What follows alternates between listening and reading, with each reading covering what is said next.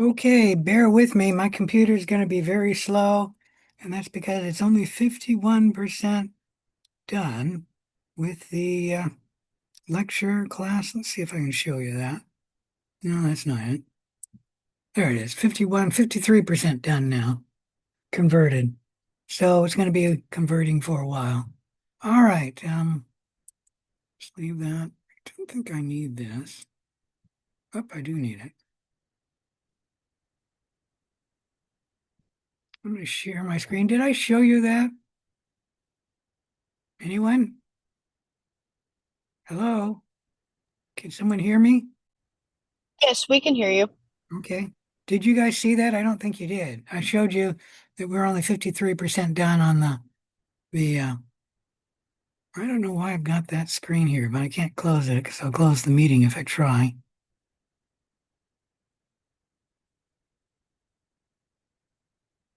And we can close this down.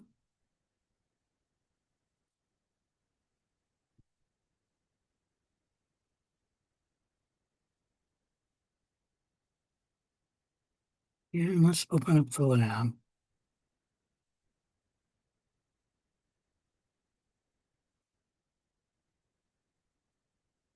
Before we begin, are there any questions?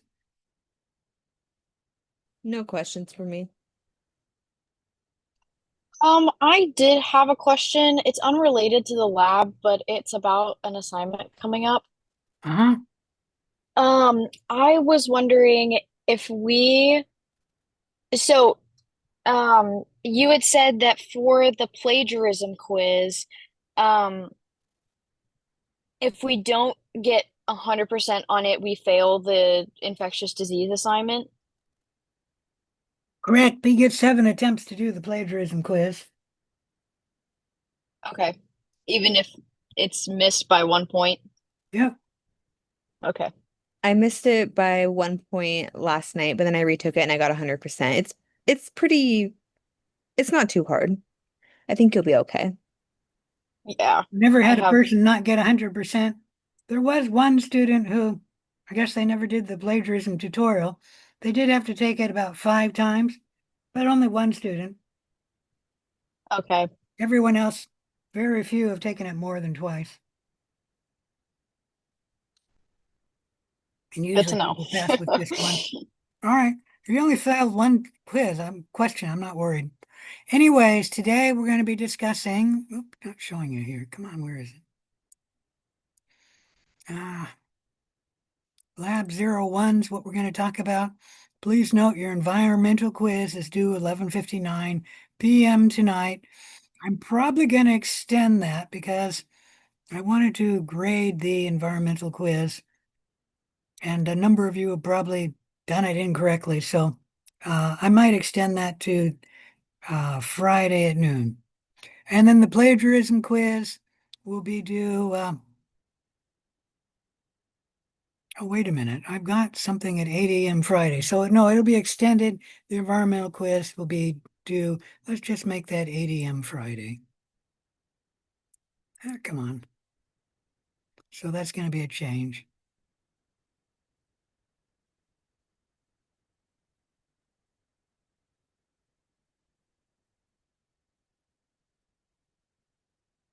And the plagiarism quiz is due 11:59 p.m. this Saturday. Lecture worksheet 1 is due 11:59 p.m. this Saturday as well. Normally, the worksheet lectures in the lab would be due on Saturday, but because I need to turn in a list by 5 p.m. Friday, I'm going to make it keep it at 8 a.m. Friday. All right, so let's talk about Lab 01. You should also read the infectious disease research project. It's called Project Instructions and Canvas for next week. We'll be talking about the infectious disease project next week. And so you need to look it over, if not read it. Let's go to there now. Oh shoot, wrong one.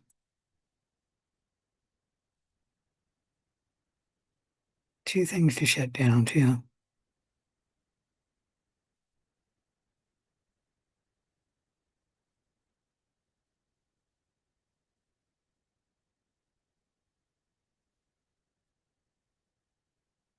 All right. You can find the infectious disease research project under week 2 lab. You should read this document. It'll be talking about the infectious disease project, which actually I don't have it up here. You got to look at that one, and I'm not going to do that, but I'll go here.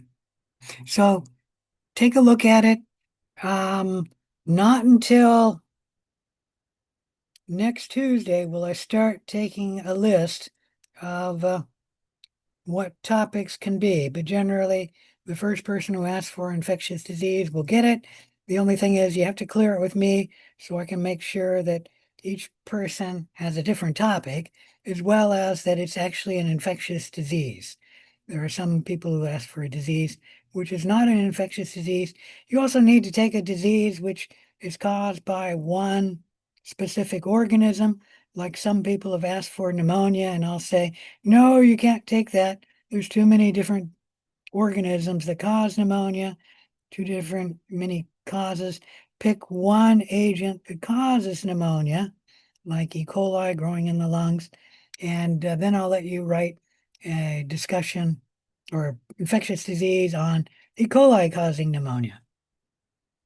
Okay? Any questions about any of that? I guess I should mention there are a few topics that I do split up, and that's another reason why you need to clear it with me. Like I usually break AIDS into HIV-1 and HIV-2. I usually break tuberculosis into early disease and then late stage disease. Any question about any of that? All right, let's move on. I've stated before I don't use the chat, so I hope you guys are using the chat for yourselves, because when I'm sharing my screen, I can't see your chat message. Lab 1.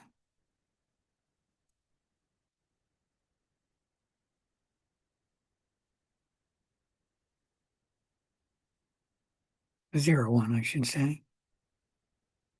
Lab 01, ubiquity of microorganisms.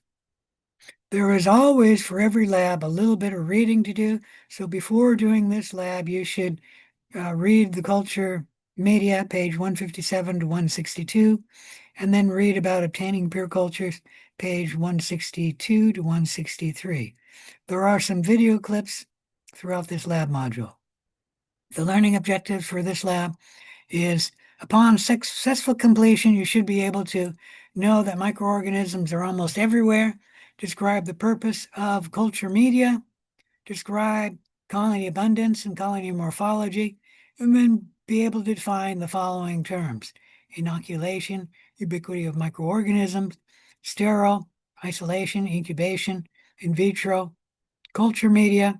We have different types. There's a broth, there's an auger, there's a slant, there's a deep, and there's a fastidious organism, a non-selective media, a ubiquitous, and what's a colony. Any questions about any of that?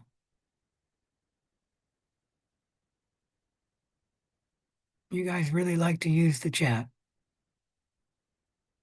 All right. Microorganisms are organisms that are too small to be seen by the naked eye. Viruses and prions are included in this group, even though they aren't alive and they're not organisms. We will also include helminths, worms in our study, even though the adults are not microscopic. The adults are usually, not always, but usually macroscopic. Their infective stages are microscopic. I got a warning that the internet connection is unstable, so if you do not hear me, do not see me, then let me know and I'll repeat that section. Any question about any of that? I didn't hear you for a good part of that. All right. Yeah, we lost being able to hear you for a minute. So there were portions of you that we couldn't hear. All right. Microorganisms are organisms that are too small to be seen with the naked eye. Viruses and prions are included in this group, even though they are not organisms. We're also going to include helminths, the worms, because their infective stages are microscopic. Ubiquity of microorganisms refers to the fact that microorganisms are essentially everywhere. Something that is sterile is something that is free of living cells.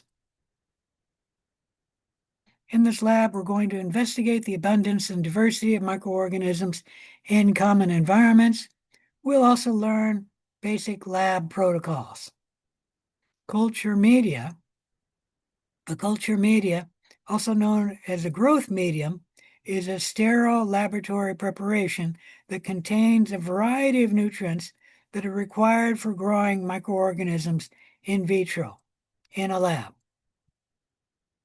Culture media may be liquid. These we call broths, and they're commonly used in a test tube that prevents them from spilling. We could have liquid in a petri dish, but it's very easy to spill, so we don't tend to use it in a petri dish. You can also add agar to a liquid medium to result in a solid medium. You can add something else like gelatin or starch, but most of the time we add agar. So please watch the video before reading on about preparing pour plates. Note how culture media needs to be sterilized prior to use. And usually when we sterilize something in the lab, we sterilize it in a autoclave. That's a giant pressure cooker. Important question to consider is why must a culture medium be sterile prior to being used? Like if you didn't have it sterile and you added your stock culture of a one species in it, what do you think would happen? Oh, great. The lecture file finally finished, so my webpage will speed up. Any questions? I'm not going to look at the chat. Like I said, if you want a question, you have to speak it out loud. Nobody's answered the So question. if you didn't sterilize, you would get multiple or whatever microorganisms are in the Yeah, air, you'd correct? have multiple organisms growing in the tube, as well as what you put in the tube. So we could This is recreate showing, the discovery of penicillin. I'm sorry? I said we could recreate the discovery of penicillin. I guess you'd have to have the correct um, penicillium mold. All right. And that's the base of the petri dish. There is the lid. I think this is supposed to be a test tube. It's not showing for some reason. These are some test tubes having media in it. This is a broth, a liquid media. Why it's flat, kind of clear. This is a solid media in a test tube. This is called a slant. And this is called a deep. And you can see that it has a solid agar in it. And all it is this with agar, meaning the broth with agar in it to make it solid. But it's like that as opposed to like that. Any questions about any of that? And then this is a solid media in a petri dish. The solid is usually made solid by adding agar, but it could be used using gelatin or starch to make it solid. There are a variety of different media available for growing bacteria. We're going to only talk about general purpose media today. A general purpose media is one that is non-selective in function and usually of complex composition. They support a growth of many bacteria, but all of them are non-fastidious. So most non-fastidious organisms can grow in a general purpose media. We have 3 general purpose media that we use all the time in microbiology. We use these general purpose media because they grow a lot of organisms, they're cheap, and then they're readily available. The first I'm going to talk about is the third nutrient agar. The second is tryptic soy agar, similar, except it doesn't have ground beef. It has ground protein extracts from soybean, why it's called tryptic soy agar. And then a little bit richer is nutrient agar with yeast extract added, also called NA, nutrient agar NA, or YE for NA, for the yeast extract. Nutrient agar abbreviated NA, tryptic soy agar abbreviated TSA. We have other types of media which we'll talk in a later lab about. Today, we're only going to talk about general purpose media. So for today's lab, you only need to know 3 general purpose media. Their purpose is growing many bacteria that are not fastidious, non-fastidious, and they're not selective, meaning most of the bacteria will grow on a nutrient agar. A fastidious organism is one that you need to add specific nutrients to before that bacteria will grow. And we'll talk about that later in the term when we're talking about blood agar or something like that.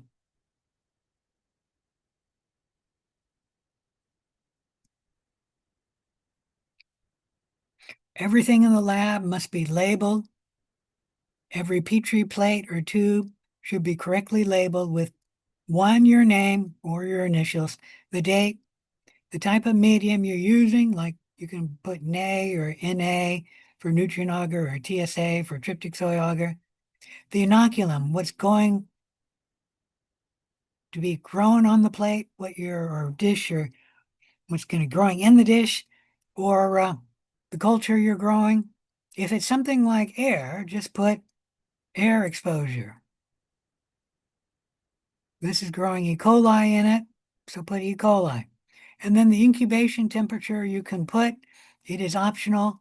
It's not required, but everything else, the name of the person, what they're growing, the date they grew it on, or started growing it on, and then the media being used. So all of those are required. Any question about that? For a test tube, it's easiest to write it on a piece of tape and then stick the tape to the test tube. It's also easier to remove things from the test tube if you just remove the tape. If you write it on the side of the tube, you then have to scrub it off the side of the tube when you put the tube away to be discarded. Any question about any of that? All right. Inoculation is the placement or transfer of a microbial specimen into or onto a sterile culture medium. Incubation is the placement of the inoculated culture media in an appropriate physical environment for a prescribed period of time to allow the growth of the microbes. We normally grow our microbes in an incubator. Complex incubators can control the amount of oxygen and carbon dioxide available to the culture, as well as the temperature, the humidity, and then the time you grow the microbe in the incubator. The incubators in the microbiology lab at Clark are simple, and they can only control the temperature, the humidity, and the time that you're growing them for. Any question about any of that? So let me show you a complex incubator. It has dials down here for controlling the amount of CO2 exposed to the cultures once you shut the door, and the oxygen as well. It has a dish in it. We put water in there, and that makes humidity for the incubator. That's actually important because if you had a culture in a petri dish without any water in the incubator, the culture would dry out in probably under a week. And so you'd have to reculture it at least every week, if not earlier. If you have a bucket of water or some water in there, so there's humidity in the incubator, the cultures will last about 2 weeks, maybe longer.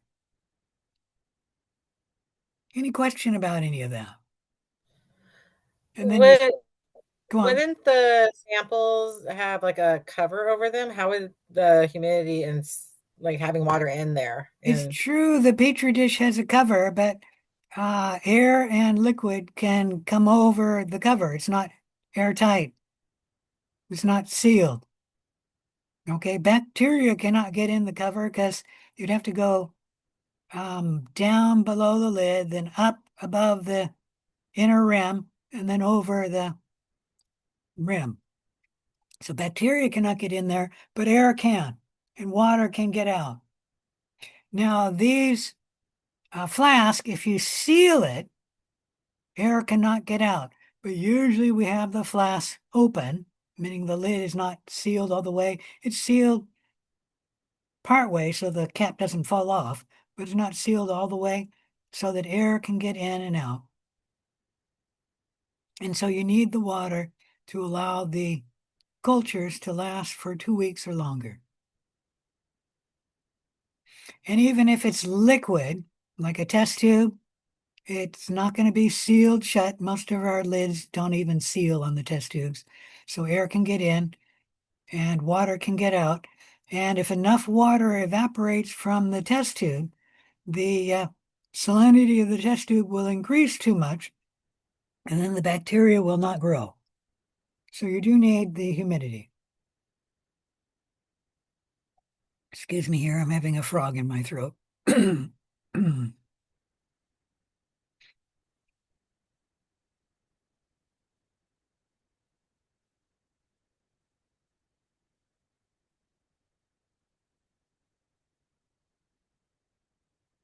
All right, when talking about the Petri dishes, let me get an example here.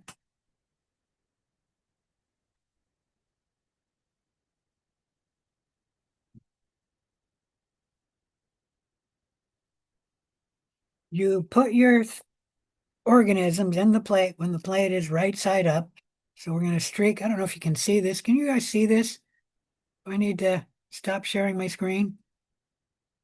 Nobody's saying anything, so I'm going to stop sharing my screen. We can see it now. Okay. You need to pretend this is a loop, and you sterilize it before you pick up your cells, and you cool the loop, and then you pick up your cells, and then you streak it on the plate, and then you cover the plate. You do not stick the plate in the incubator right side up. You stick it in the incubator upside down. The reason is that the agar has water in it, and the incubator will have the moisture come out of the agar, and then it'll condense on the bottom of the lid. And then it'll form a droplet on the bottom of the lid and then fall down onto the plate. It does not necessarily contaminate the plate, although it does increase the risk of contamination. What it does is it drops the water down on the plate, and then it spreads your organisms on the plate, making a mess of what you just done, like streaking it out to get isolated colonies. If you have a bunch of water on your plate, you won't have any isolated colonies. So we always grow plates in the incubator upside down. Now, when water comes out of the agar, it'll actually condense on the agar. And then the agar will wick the water throughout the agar so that there is no droplet that forms. And even if a droplet were to form, which it won't, it will drop on the lid, which who cares? We're not growing anything on the lid. So we grow everything in the plate upside down. And then an advantage to that is also, where do you write your material for your name, the date, the species you're growing, and the media? Where do you write that on the plate? Can anyone answer? Should be on the base, I would imagine. Yeah, it's on the base of the plate. So you got that forward, so it's easy to find your plate. And the reason why we write on the base is you don't want it on the lid because the lid can be separated from the plate. And then if it does, we don't know what's in the plate. I once was working with a lady, and she had a whole tray of Petri dishes. So let's say 100 dishes, at least 50 dishes, 50 to 100, maybe 150, 200, something like that. And she was moving them from one place to another on a tray. And then she tripped and all of the lids got separated from the plates. And then she didn't know which lid went with what plate. And she had written everything on the lid. So the entire experiment had to be thrown out and repeated because nobody knew what organism went with what lid. Any question about any of that? All right. So let me share my screen again. You know, this isn't quite right. I just saw something. It's showing you right there. Come on. Right there, we'll look at it there and there. It's showing you the green background, which shouldn't be there. It should only be my background there. So this new Zoom is not working well. All right, share my screen.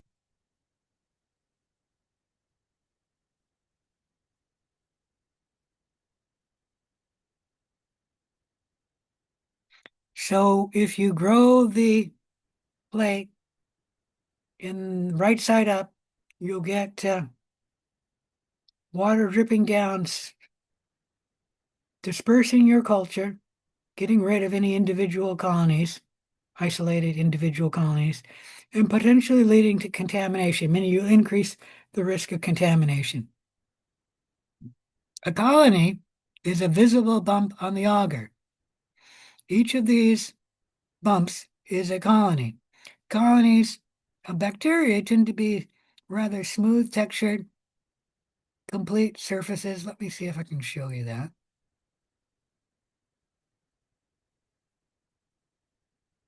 There we go.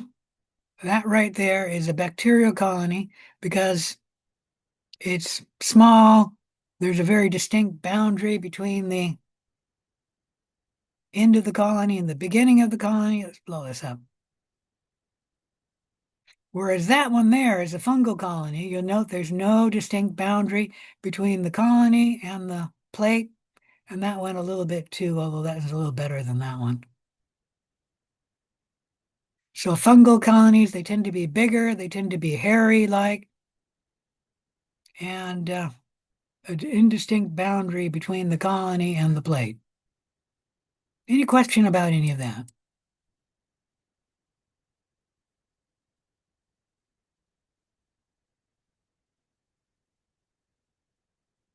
Each colony has tens to hundreds of millions of cells in the colony to be seen. The minimal colony you can see with your eyes is about 1 million cells, and that would be a tiny pinprick of a colony. So tens to hundreds of millions would be a large colony. All of the colonies may be descended of one cell that was placed there for inoculation. But let me warn you, about 30% of these colonies are formed by more than one cell. Like that one there. You notice how that one's bigger than these colonies and these colonies? This one there was probably formed by more than one cell, and that's why it's a bigger colony, because these look like the same colony. These are a little bit smaller than these, but these are totally isolated, and these are not isolated, and so they're going to be competing for resources. So it's normal to find them when they're competing to be smaller, but that one there should be competing with that one, and it's larger than these isolated colonies. Any question about any of that?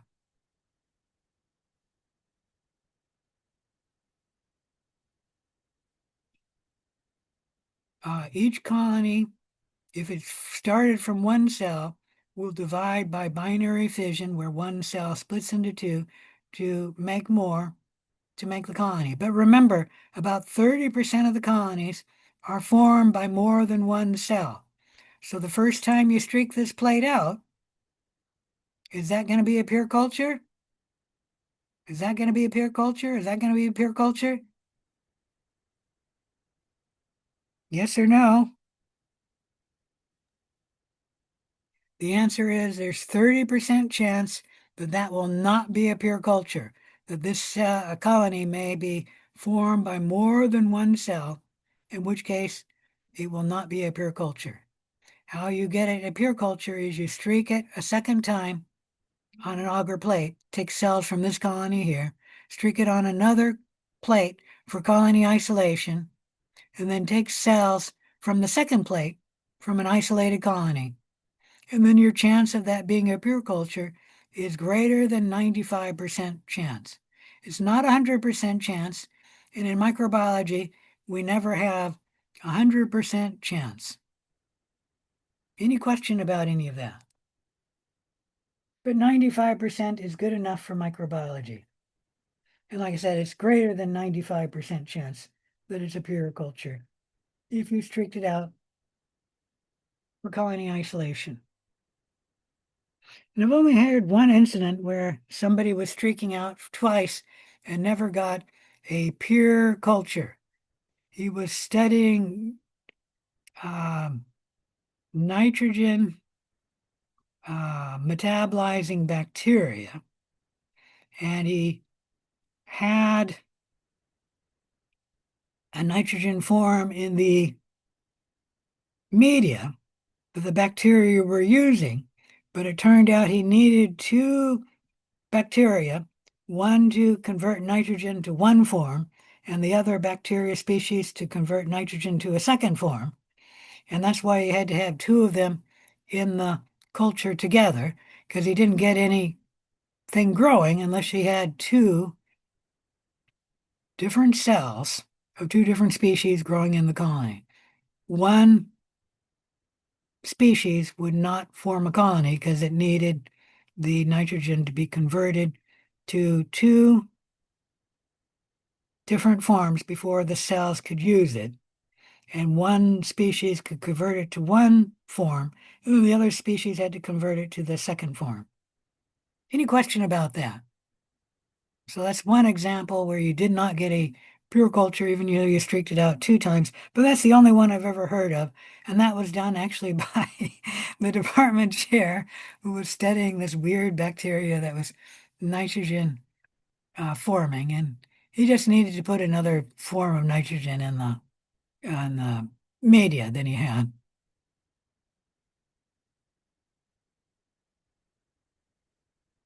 In theory, one cell can lead to the formation of a colony, but realize a colony can be formed by two cells or a clump of cells. And if it's formed by two cells or a clump of cells, it may not be a pure culture. Colonies are never visible in a broth culture because the cells just grow all together and they do not stay together to form a colony. Colonies can only be seen in a solid culture. But that's why the liquid would look, or the broth would look cloudy, right?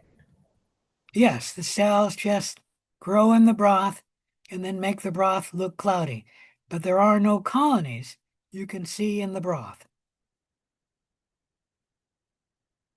There are obvious visible colony differences between different species of bacteria. There are different colony shapes. There are circular shapes, rhizoid shapes, irregular shapes, etc. The margin, that's the edge of the colony, can differ. There can be an entire margin, and that's sort of a smooth, like a circular colony has an entire margin. There can be an undulate margin, a lobate margin, and a curled margin. I'll never ask you to distinguish, is the margin of this colony undulate, lobate, or curled? That's just too difficult to do. But I can ask you, is it entire, or is it one of these three, undulate, lobate, or curled? Any questions about that? When I you can say also- ask that, do you mean like on quizzes or exams? Yes. Okay, just making sure. I could also ask you, is it rhizoid or filamentous? But I will not ask, is it rhizoid or filamentous, and then ask you to distinguish between these two. These two are too similar. But I could ask you, is it entire or is it one of these two? Okay. Any questions about any of that? I'm unlikely to ask you, is a colony elevated, because to look and see whether a colony has an elevation, you really have to take off the lid. I don't know if you can see this. Stop my share again. You need to take off the lid of the colony and then look at the colony from eye level to see the elevation of the colony. So that's what you need to do to see the elevation. And obviously, in an online class, I would never ask you, is the colony elevated or not? But if you were to look at the colony from that perspective, meaning the eye level, let's go back. Are you gonna be showing us examples of those so we can see like Yeah, the in a minute. I'm showing you what they look like when I'm talking about the elevation. There's a flat colony, there's a raised colony, and that's sort of like a flat mountain. There's a convex colony, a pulvinate colony, and don't ask me the difference between these two. This is just more extreme. And then umbunate, a mountain-shaped colony. Size is something I could ask you. Punctiform is anything from a pinprick up to the size of a pen. Can you guys see this pen here? I don't know if you can see that or not. Putting it by my face, so Yeah, we can. okay. Yeah, I can see it. Small is about the size of the other end or the eraser side. Moderate is between the eraser side and wait a minute, I got that wrong. Small is between a pinprick and the eraser side. The moderate is the size of the eraser, and then large is larger than the size of an eraser on a pencil or pen. Texture of the colony is either smooth or rough, and believe it or not, this is one that students have a hard time getting. I'm unlikely to ask you whether a colony is smooth or rough, but you just look at it and then determine whether the colony is smooth or rough. I'll show you examples in a minute of that. The appearance is whether the colony is glistening, meaning shiny, or it's dull. If the colony is shiny, then it's shiny or glistening. And if it's not, it's dull.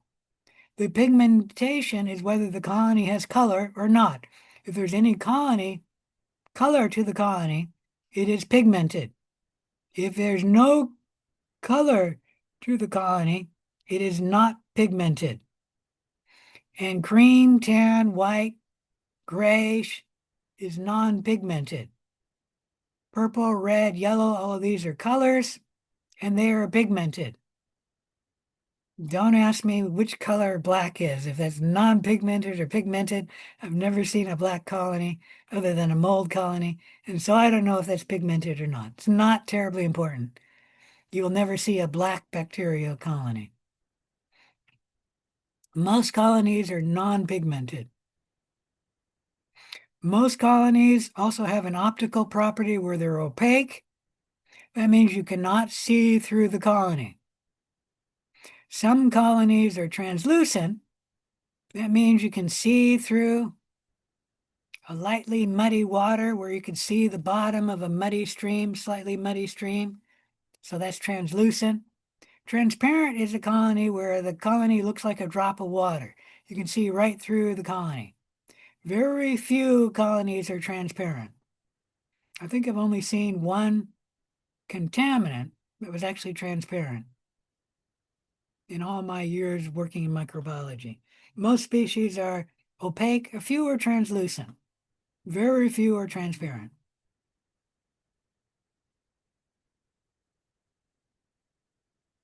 All right, here's some examples.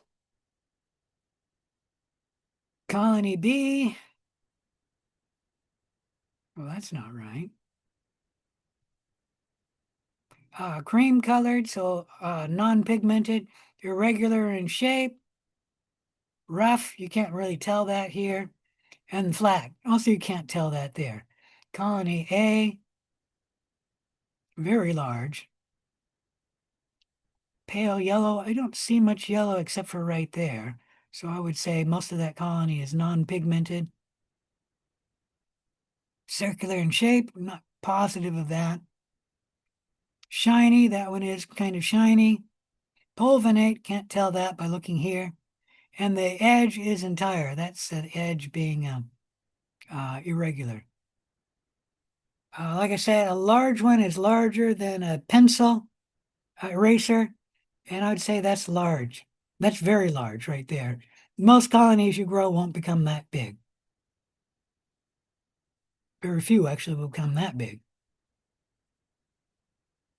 I'm not sure why that's saying medium there. It's a mistake. I'll have to correct that. I don't think I can here, but let's go ahead and do that.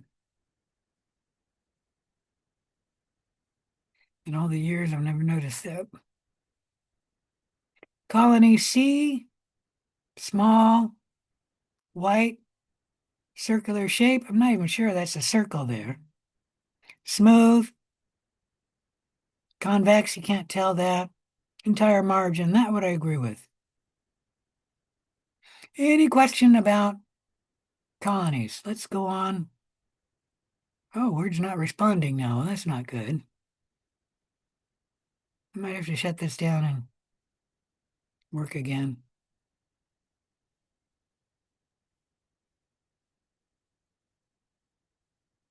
Let's see if it recovers.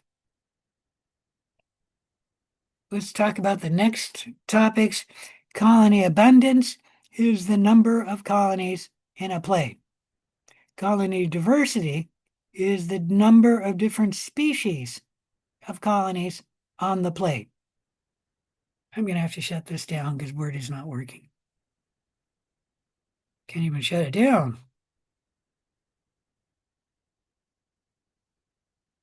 Now I don't need to report it to Microsoft. Well, that's not good. It didn't open the program. Maybe it will now.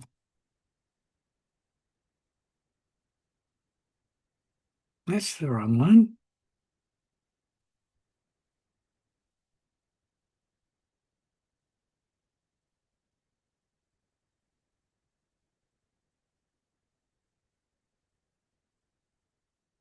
Leave it to me, my save.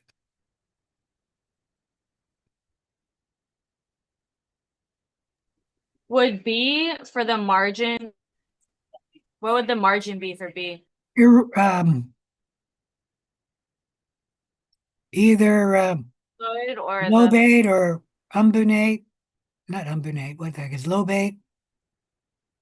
Where is it?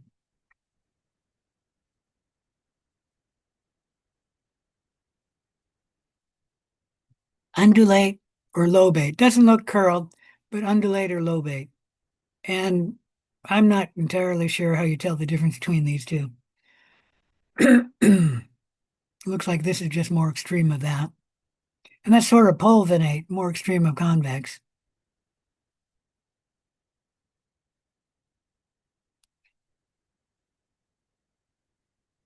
All right. So this is too many in here to tell you the abundance. So let's go down to another plate here. Go up to another plate here. What is the abundance of colonies in this plate? Actually, let's make it simple and say the abundance of colonies above this line here. Anyone?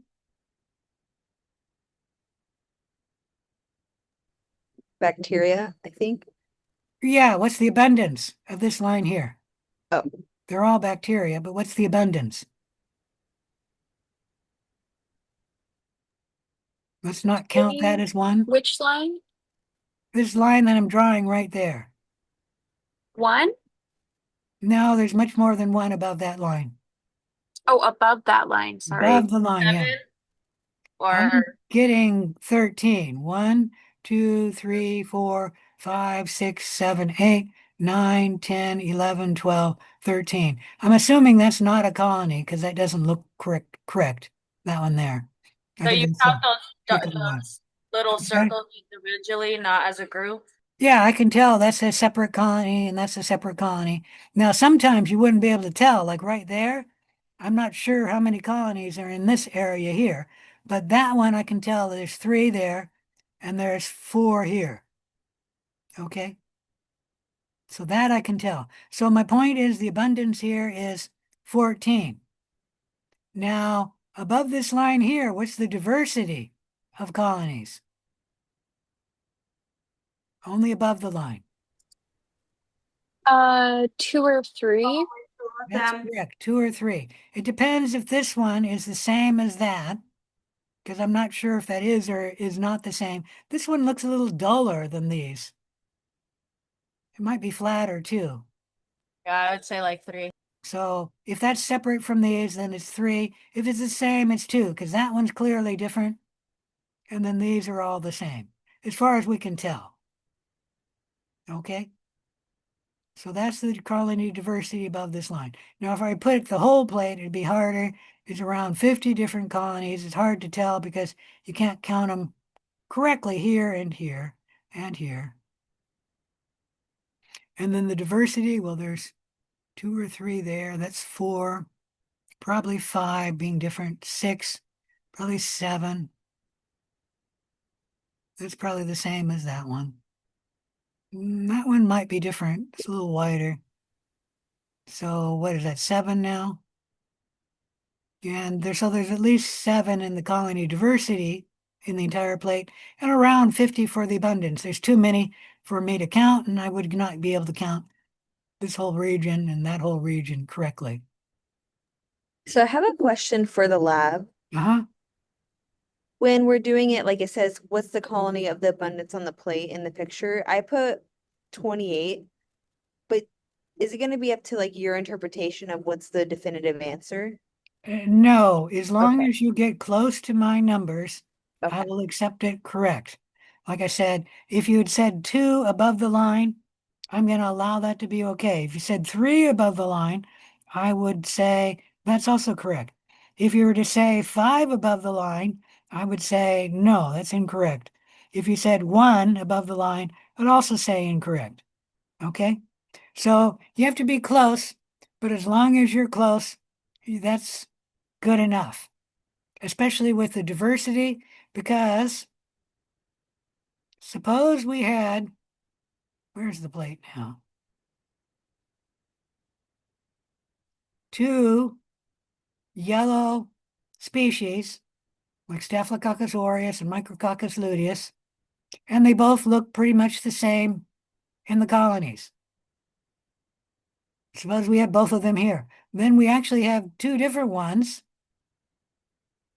Micrococcus luteus and Staphylococcus aureus, but there's no way to tell from this picture here. Okay?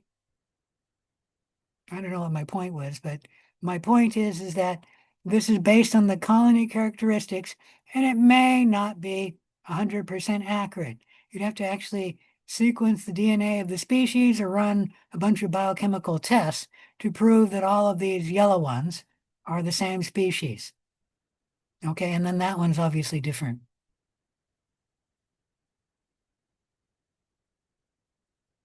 So as long as you're close in the numbers, it's fine. If you're far off, then I would mark it wrong. So you do need to be close. And let's go on one more question. What's the abundance of cats in this picture? Wild cats. 7. 7. 7. 5 cheetahs and 2 lions. And what's the diversity of cat species? 2. 2 or Two. 3. What's the third? You're thinking of That's a gender. male lion and a female lion. Okay, 2. So it's 2 species, lions and cheetahs. So the diversity is 2. Any other answer in this case would be wrong because it's very obvious there's 7 cats in the picture and then 2 species. Assuming you know how to distinguish male lions from female lions. But this would be an exception where you have to get the correct number when you got a plate like above. As long as you're close, it'll be good.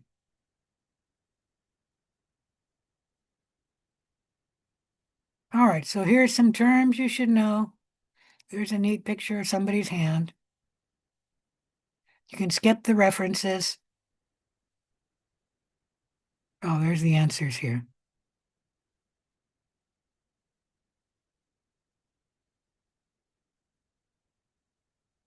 I didn't do the whole plate. I only did the plate above the line. So let's go on. Gosh, 80 to 90, that's more than I thought. Of course, that might be on the first plate, not the second plate. All right, let's go to the worksheet. remember, submit your answers to the worksheet. I don't think you have an option of submitting it on the something other than the worksheet. Lab Module 1, Ubiquity of Microorganisms. In Procedure 1, you're going to be asking the question, what is in the air you breathe? Below is a nutrient auger plate that was exposed to air for, I think, about 10 to 20 minutes, and then incubated for 24 to 48 hours at 30 degrees Celsius in an incubator. And then give me the answer for 1A, Procedure 1A. What's the colony abundance on the plate? Just count the numbers. And then what's the colony diversity on the plate? You have to try and figure out, are these the same colonies? Are I have those a the same question. So colonies? the colonies that are different colors, is that gonna include in diversity, or is it going by everything or just shape and Going size? by everything, like this colony is pretty much the same color as this one, but these are clearly different colonies because the Okay. margin is different, the size is also different. Okay? These two, on the other hand, are probably the same colony, same with that one. Even though the size of that one is smaller, it's probably okay. Let me blow this up right here.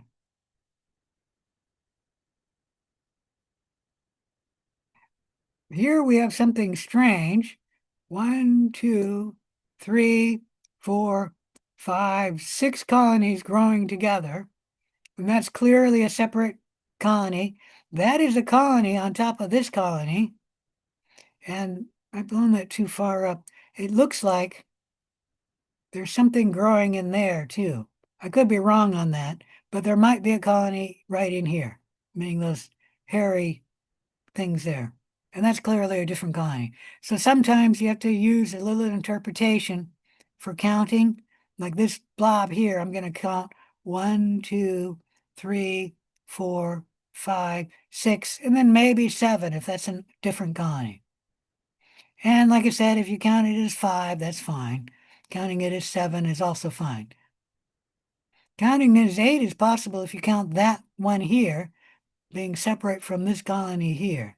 And I can't tell if that's separate or the same. That's what you got for diversity with 7 or 8? No, in this region here, I'm telling you the abundance is Okay, I was like, 7 or 8. Okay. The diversity, you're going to have to come up here, and that is clearly a different species than all the other ones because it's a different color. The shape is also different from most of the colonies. Might be similar to that one and close to that one, a little smaller than that one, but a different color for sure. This one is clearly different from all other colonies on the plate because the margin is different. These probably are all the same colony. So these here, these, so 1, 2, 3, 4, 5, 6, 7. These are probably all the same colony. Same species, I mean. Okay? So getting the diversity, as long as you're close, it'll be good. But this here, that there, and that there, I'm going to count it as one species, adding only 1 to the diversity of these 3 colonies, because they all look small, off-white. That one's a little more yellow color when I blew it up, but I'll still count it the same. You can count that one slightly different than that one. Like I said, if you want off or not.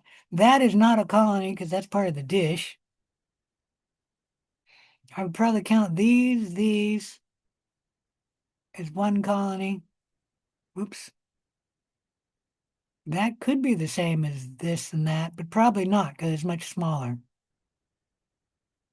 Getting the diversity, you take some interpretation. You base it on the color and also all of the other colony characteristics. Obviously, size is one that you have to have extreme differences before you make it as different. Like all of these yellow colonies are all similar in size. That's smaller than the others, and that's larger, but they're all similar enough. I'm going to count it as one species. That one is so different from that one in its colony size that it would count them as different species. But otherwise, they look the same. And so there's a little bit of interpretation in getting the diversity.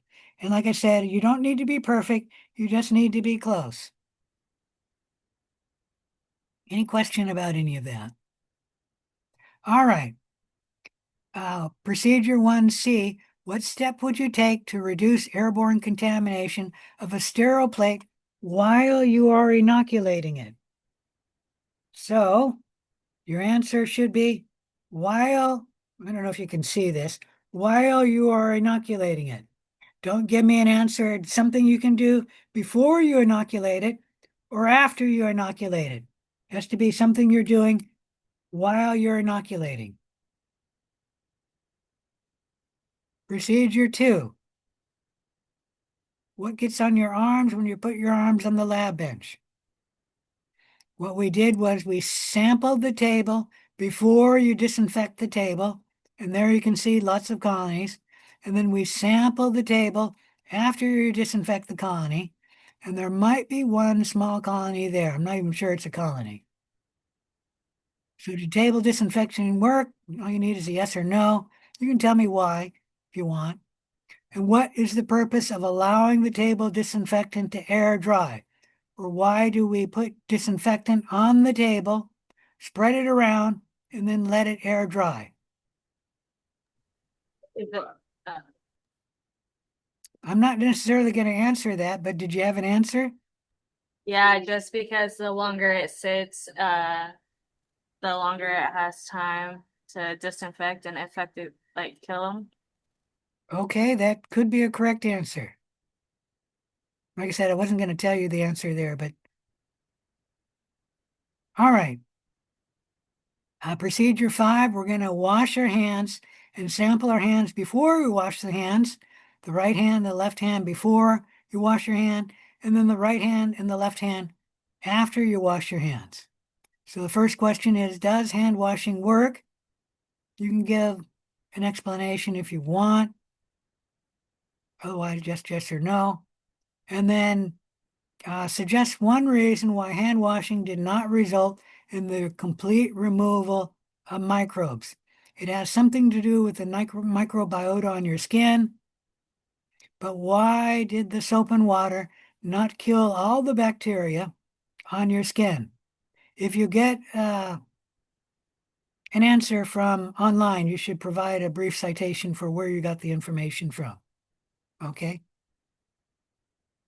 Any question about that one? So this one is not an easy answer. Okay? You have microbes on your hands. Why did soap and water not remove all of them or not kill all of them? And I feel like Because soap isn't 100% antibacterial like hand sanitizer is. okay, that's a good answer. All right, you're not supposed to be answering these now, okay? All right, procedure 4. When you kiss your significant other, what exactly are you giving him or her? What's on your lips and what's on your tongue? So here we have the lip plate, and there's the tongue plate. And you should note the note that I put above the picture talking about the tongue plate. So answer the question, which plate has higher colony abundance, either the lip plate or the tongue plate? And then B, why do you think this is the case, even though you might expect the abundance of both body sites to be the same? They're physically next to each other. You probably lick your lips with your tongue. So what might cause the observed difference in the colony abundance number between the lips and the tongue? And I'm going to tell you, you need to have 2 reasons for why the lips and the tongue have different numbers, meaning one is higher than the other. You have to explain 2 reasons. Otherwise, you'll only get partial credit if you only give 1 reason. And there's actually 3 common reasons that everyone should be able to come up with. And I've actually had students Hold come on. up with Question. 5 reasons why there might be difference between the lips and the tongue. But there's 3 very simple reasons that everyone should come up. And I'm going to require you to have 2 answers for why there's a difference between the lips and the tongue. Okay? I have a question. Uh-huh. If you were to say like the mouth is like a warm, wet environment, would those two, that would just be one reason, right? That wouldn't be two separate reasons. No, you're saying the mouth is warmer, you're saying the mouth is wetter, so that's 2 reasons. Okay, thank you. C. Why was the tongue plate incubated at a higher temperature than the lip plate? You need to do a little thinking about that, but not very difficult. Procedure 5. Are microorganisms in the soil? What we did here is we took a sample of the soil. I think it's 1 gram, put it in 10 mils of water,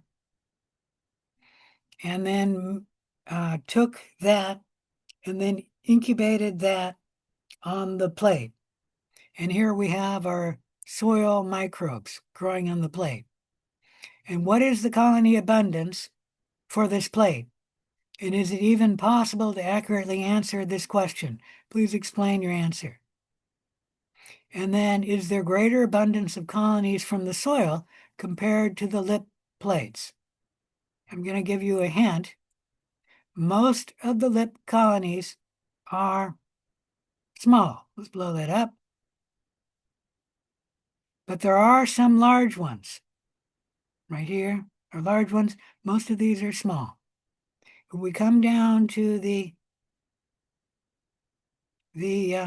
soil plate, many of the colonies we see are large. But that's just because they're showing up very readily because they're large. If we look in this region right here, we have lots of small colonies. This region right here, lots of small colonies. This region right here, maybe hundreds of small colonies. Okay, so we also have small colonies in the soil plate. So don't tell me simply based on the size of the colonies, there's more in the lip plate. Because like I said, the soil plate has both large and small. There are more large colonies in the soil plate than there are on the lips, but the lips do have some large colonies as well. Any question about that? All right, that's it for Worksheet Lab 01. Go ahead and start working on the lab. I'll be here until 9 o'clock to help you with any questions. And if you have a question, just ask. The worst I'm going to say is I'm not going to tell you the answer, but I'll at least send you in the right direction. Sometimes I'll even tell you the answer. All right, any questions? I'll be here until the last student logs off or until 9 o'clock. All right, start working on the lab.